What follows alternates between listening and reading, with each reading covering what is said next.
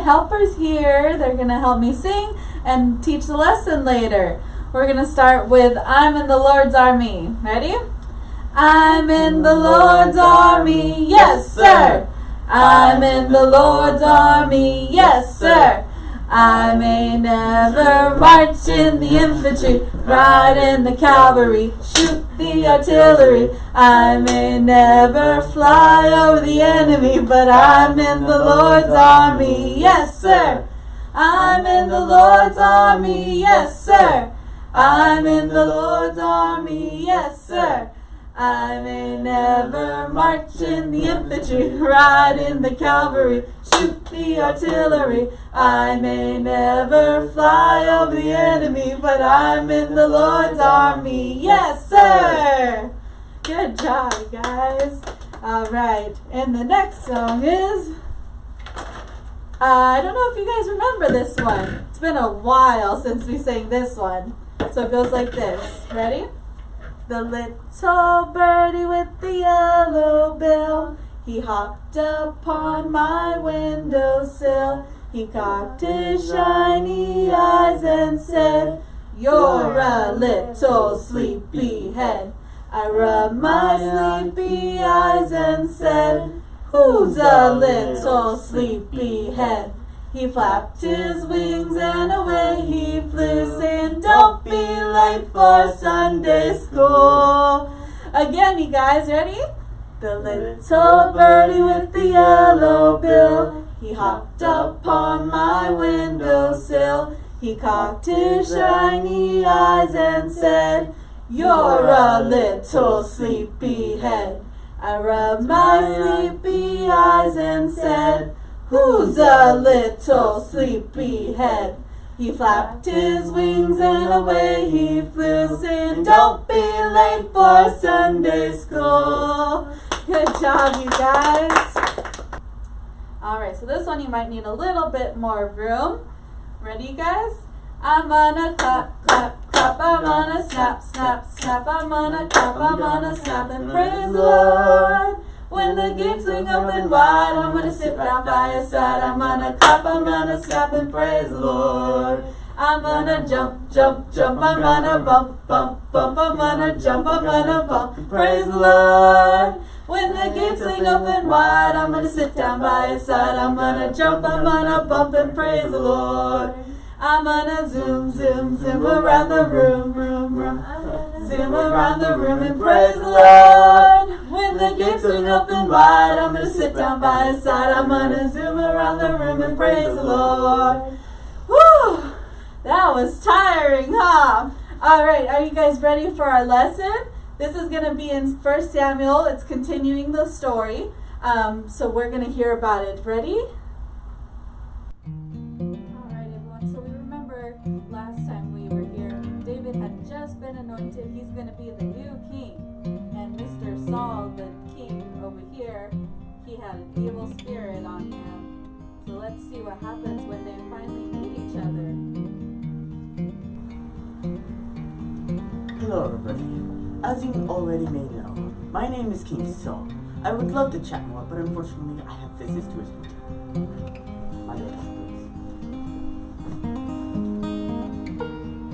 Saul had many servants, but these servants noticed that King Saul had an evil spirit.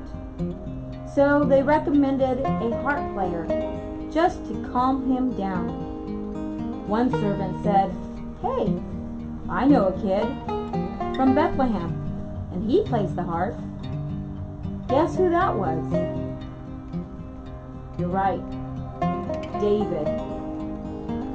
Saul invited David to play for him and thought that David was very talented. David surprised King Saul, especially when he defeated a giant. Do you know what giant that was? You're right, Goliath. King Saul decided to keep David in his home, and he became best friends with his son, Jonathan. Jonathan and David hung out with each other all the time, and after a while, everyone in Israel loved David. They loved David so much that they sang a song around town. The song said, Saul slayed his 1,000, David slayed his 10,000. As the city sung this song, King Saul overheard and was angry at David. One day, David was playing his harp, and an evil spirit came upon Saul. He threw the spear at David once, but then twice. God was no longer with Saul, but David had his anointing. Saul tried to get rid of David by sending him to battle. His reward would be to marry his daughter. David was so honored and thankful. So when David went to battle and won, King Saul knew now that God was with David and became more afraid of David. He decided to have everyone after David, to go kill him. Jonathan heard about this and wanted to protect David, but David fled. As David fled here and there, King Saul brought his army after David and his friends. David fled here and there, and David didn't understand. He loved Saul, but he continued to flee as King Saul was after him to kill him.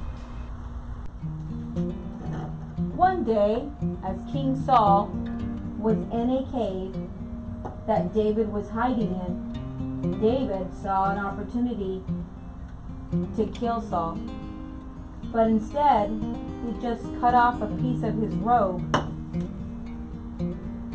Later, David met with Saul and actually told Saul that he had a chance to kill him. Saul apologized and asked David to spare him and his family. David never wanted to hurt King Saul, so he took his apology. But as David left, this didn't change King Saul's heart. He didn't stop in trying to kill David. Saul, what is he doing? So David apologized, and he's still going after him. And this actually happened a second time. So David had another chance to kill him. He snuck up to him while he was taking a nap, and he just decided to take his spear and water jug. And he showed him again and said, Saul, I don't want to hurt you. I don't want to be mean to you. I don't want to do anything to make you feel bad. Why are you doing this to me? And Saul again, I'm so sorry. You're such a better person than I am. And still didn't change. After all these times, David gave him a chance. So David just left it in God's hands, and he fled and hid until Saul's last days. So he let God take care of Saul. So we are now going to learn about how David is going to be the king next time. All right? Bye, guys.